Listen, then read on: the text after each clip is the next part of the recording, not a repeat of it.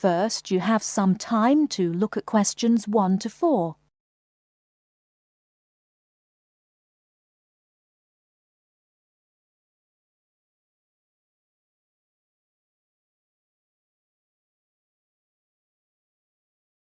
Now we shall begin.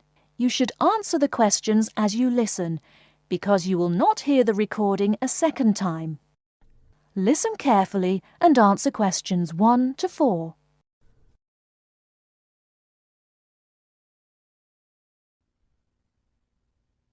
Good afternoon and welcome to City Hour, the radio show that brings you all the latest information about events in and around our city.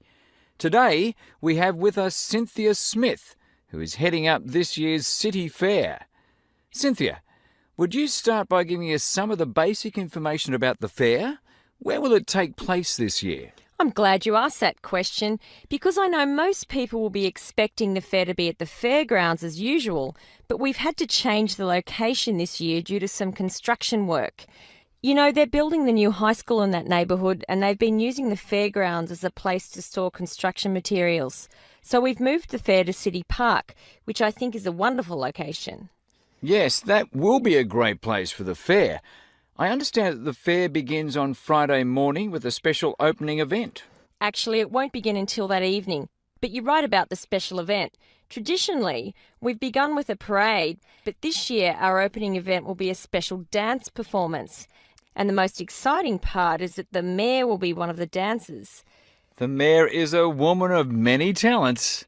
Cynthia, could you tell our listeners about the price of admission? What will it cost to attend the fair?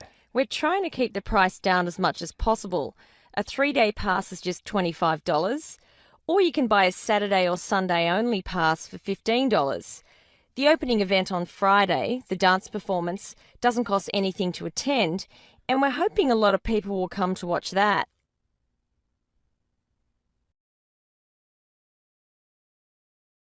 Before you hear the rest of the conversation, you have some time to look at questions 5 to 10.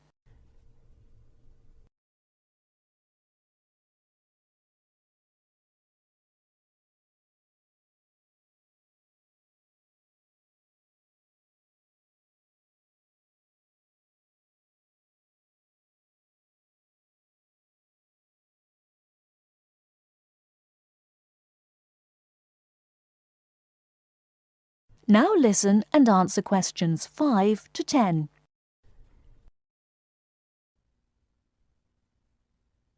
Could you tell us about some of the events planned for Saturday and Sunday, the main days of the fair? We have a lot of exciting things planned. There are a number of events especially for children, including a clown show on Saturday afternoon. On Saturday evening, we've got an event that can be enjoyed by the whole family, a concert by the lake. I'm sure that will be a popular event. Is there anything special planned for Sunday? Yes, a really fun event, and we hope a lot of people will participate. There'll be a singing contest in the afternoon. It's open to everyone at no charge.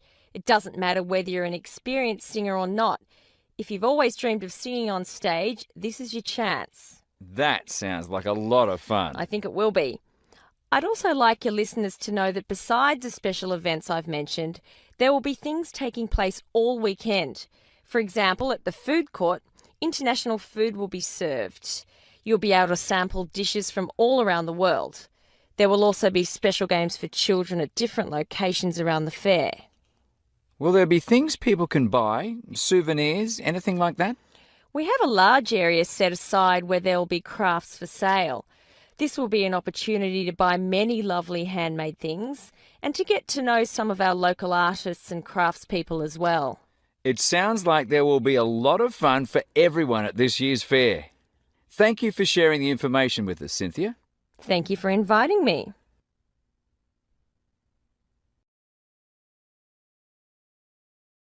That is the end of part 1. You now have half a minute to check your answers.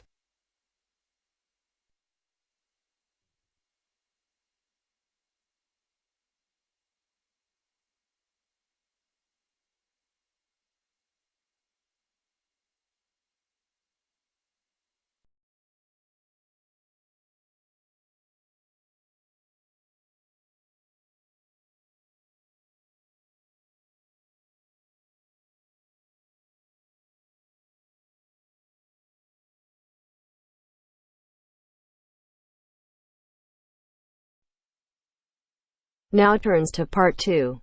Part 2. You are going to hear a lecture given by a counselor.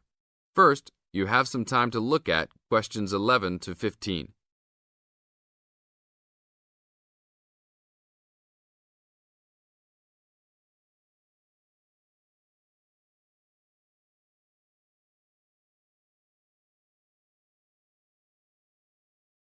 Now listen to the tape and answer questions 11 to 15.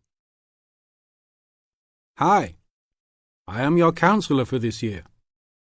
Today, we will visit the facilities available to you on our campus.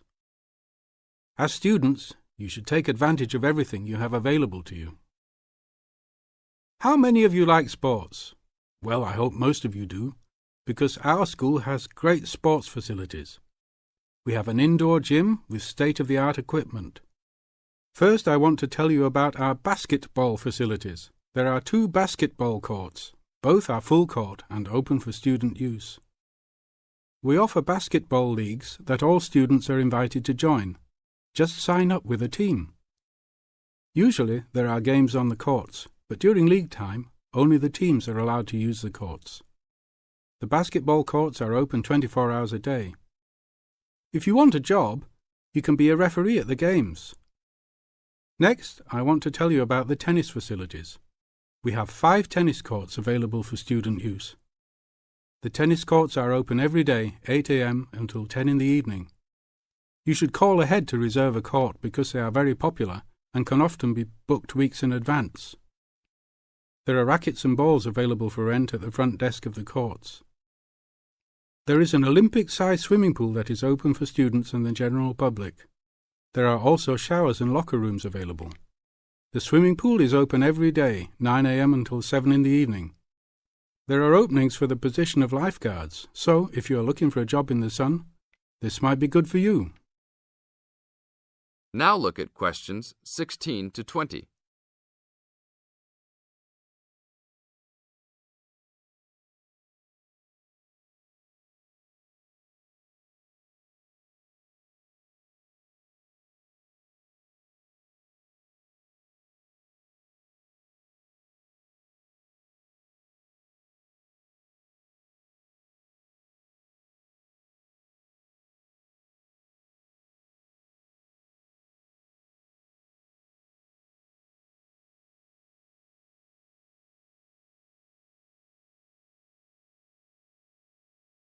Now listen to the tape and answer questions 16 to 20.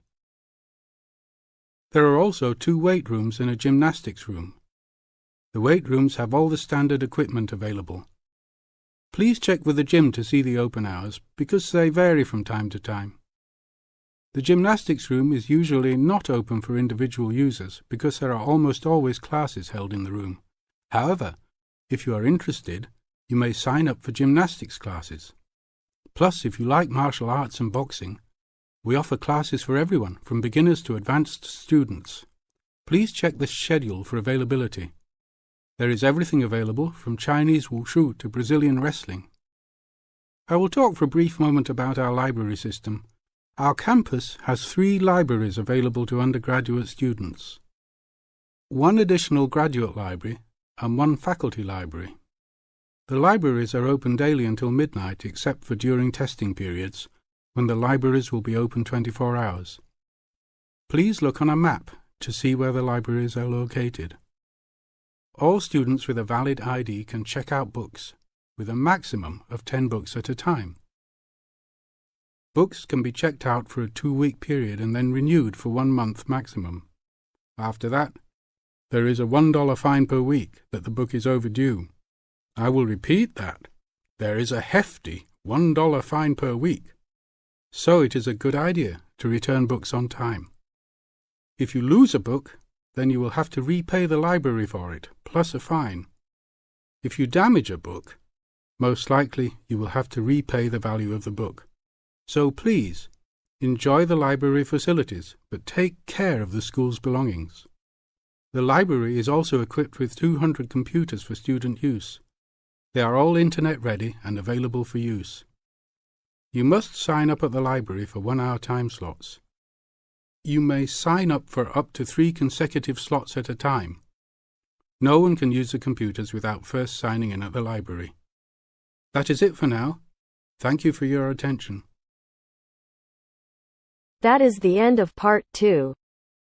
You now have half a minute to check your answers.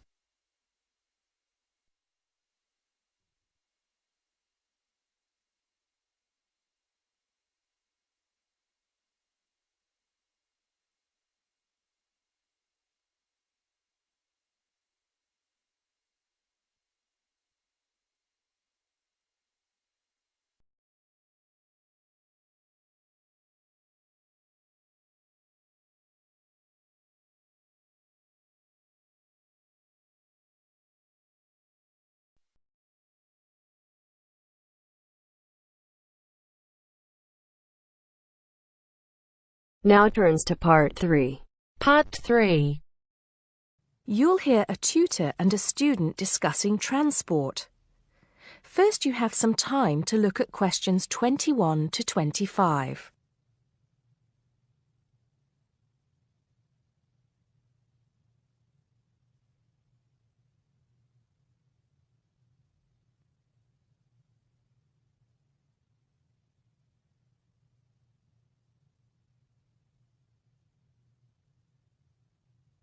Now listen carefully and answer questions 21 to 25.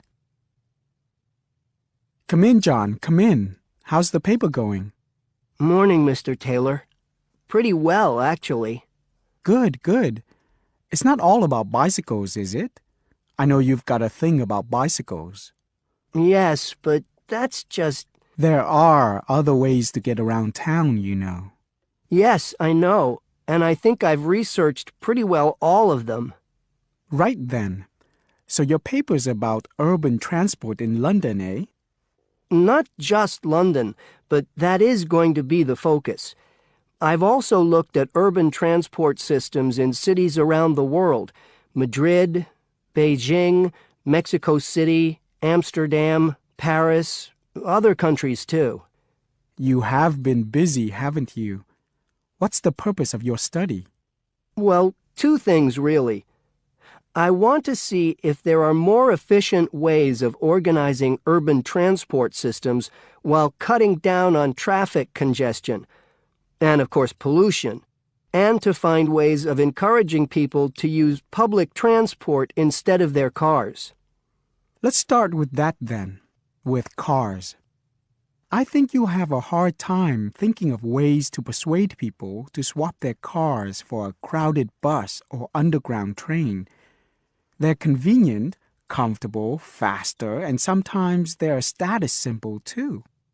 Okay, I agree that cars will probably always be the most popular means of transport, but there are ways to cut down the number of people who bring their cars into the city. It's a problem that affects every big city, and several methods have been tried. I know, as I've found to my cost. When I go into London, which I do 2 or 3 times a week, I have to pay £5 to get into the city centre. Has your research thrown up any more places where they do this? Oh, yes. Apart from London, there's Oslo, Stockholm, Singapore. Now, there, in Singapore, they've got it really organized. They've imposed a tax on all roads leading into the city center, and they have electronic sensors that identify each car, and then debit a credit card belonging to the owner. Before you hear the rest of the conversation, you have some time to look at questions 26 to 30.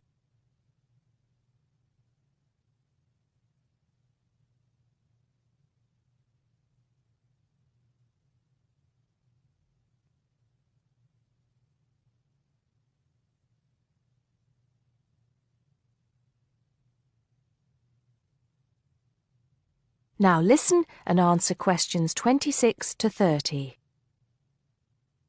And other cities, instead of charging motorists to come into the city center, have tried other measures. Such as? Well, In Athens, cars are only allowed to go into the city center on alternate days, depending on their license plate number. In Bogota and some other Latin American cities, such as Quito and Sao Paulo, they've developed what is called a BRT system. A what? A BRT system, a bus rapid transit system. People leave their cars outside the city and take buses, which have special express lanes into and through the city. It's been so successful that they're trying it out in Mexico City, Beijing, Seoul, and Taipei. And other cities are pedestrianizing more and more areas of the city center. I see. How have these measures affected traffic congestion and pollution levels? In most cases, it has led to a reduction in the number of cars entering the city center. Certainly in Singapore, where it's now much easier to move around the city and the air is much cleaner than most other cities in that part of the world. London too, I believe. I can give some facts and figures if you like. Please do. In the first year after the tax was introduced, the number of people using buses to get to the city center rose by 38%. Really? 38%? Incredible! Yes, and the number of cars entering central London dropped by about 18%. There's more. The number of people using bicycles and mopeds went up 17%. I knew we'd get to bicycles at some point. Well, yes. In the city, the bicycle has a lot going for it. You can avoid traffic jams, there are no parking problems, they don't pollute, they're cheap to run, and they don't cost very much. Oh, and here's another fact for you. You can fit 20 bicycles in the space needed to park one car. Well, I never. But I can't see it catching on. Besides, we seem to be getting off the point. Not at all. China, Japan, and Holland have all integrated bicycles into their urban transport systems. In Holland and Japan, they've got special parking areas for commuters who get to the station by bike, and Japan has even built multi-story parking facilities for bikes close to railway stations. Then look at America. In New York, delivery services use bicycles because they can deliver messages and small parcels far more quickly and at much lower cost than cars or vans. Even the police use bicycles. In fact, in about 80% of the towns in America where the population is around 500,000, the police regularly patrol on bicycles. And they have proved to be effective because they can reach the scene of an accident or crime faster and more quietly than officers in patrol cars, making a lot more arrests per officer. Well, you do know your bicycles, don't you? But I do need to hear more about the public transport system and what's to be done about that. And I'd like you to look a bit more into the economics of it, how much it will cost to improve the situation, and so on. Okay? Right. See you next Tuesday. Yes, next Tuesday. Bye, Mr. Taylor.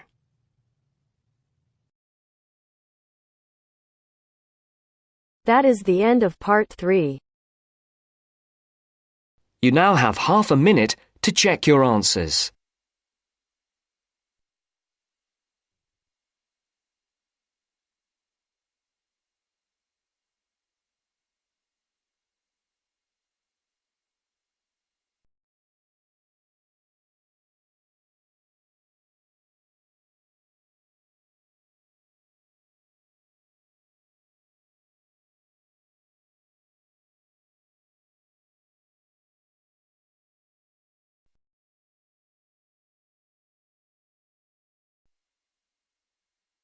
Now turns to part 4.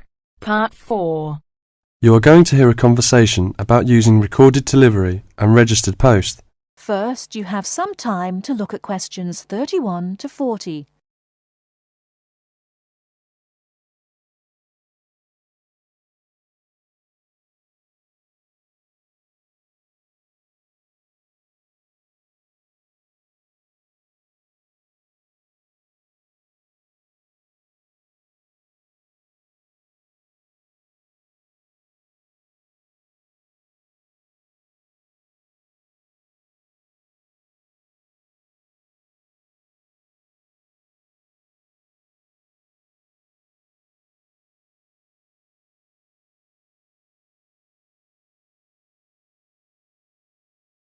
Now listen carefully and answer questions 31 to 40. Tom, where are you going? To the post office. I'm going to send some packets to Leeds. Do you know the best way to send them? Well, if your need is for a record of posting and delivery rather than compensation for loss, recorded delivery is particularly suitable for sending documents and papers of little or no monetary value. Well, what can we send for recorded delivery? All kinds of inland postal packets except parcels, airway and railway letters and parcels. The service does not apply to mail for the Irish Republic. I see. How do I post them? You should get a certificate of posting form from the container in the post office and follow the instructions shown on the reverse. The certificate will be your record of posting. Can I send anything in the post? No, you can't. You must not send banknotes, currency notes, and some valuable things because there is no special handling in the post. Recorded delivery mail is carried with the ordinary unregistered post, and there is no special security treatment. How do we use recorded delivery? Well, when your letter or packet is delivered, it is signed for by the recipient and a record is kept by the post office. The post office does not undertake to deliver recorded delivery or any other mail to the addressee in person, but to the address shown. You can obtain confirmation of delivery by completing an advice of delivery form either at the time of posting or later. This form will be signed by a post office official, not by the addressee of the recipient. A fee is payable, which is lower if the form is handed in at the time of posting. Is there any compensation for loss? Well, compensation is limited. Compensation may be paid for loss or damage, but will not be paid for money or any other inadmissible item. If you want a speedy service for articles of value with extra security of handling en route, and wish to have compensation in the event of loss or damage, you should use registered post. What can we send if we use registered post? Any first-class letter or packet except airway letter or railway letter. How do we post? What should we do? Well, you should make sure that the packet is made up in a strong cover and then it is fastened with wax, gum or other adhesive substance. Hand the packet to the post office counter clerk, together with the cost of postage and the registration fee. Do not post it in the posting box. Make sure that the fee paid is adequate to cover the value of the content. The counter clerk will give you a certificate of posting which he has initiated with the date stamped. Is there any special security for the registered post? Yes, all registered mail receives special security treatment.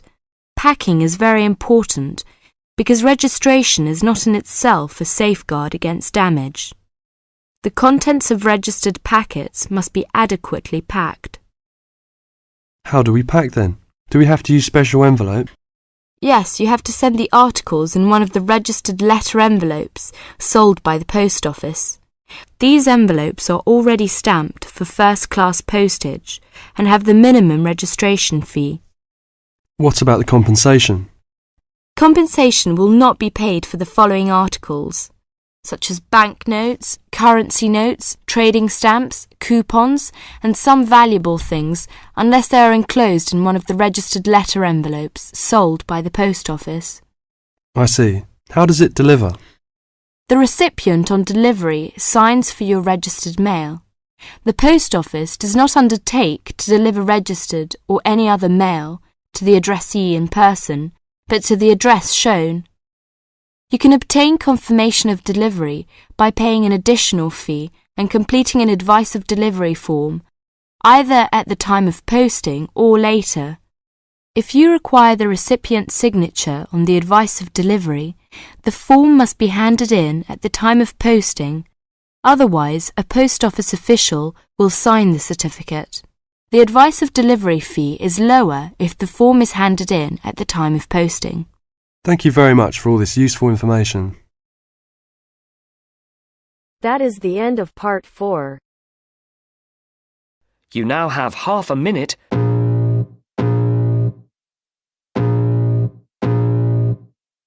I can feel the blood creeping up from the heathens. Got will, got fight, got pride, got reason. If they wanna go eat, then you know I'm gon' feed them. If you're coming for me, hope you're ready for a demon. I got eyes in the back of my head, I'm seeing. Take me for granted and you know I'm leaving. I'ma take what's mine with the webs I'm weaving. I could take this crap.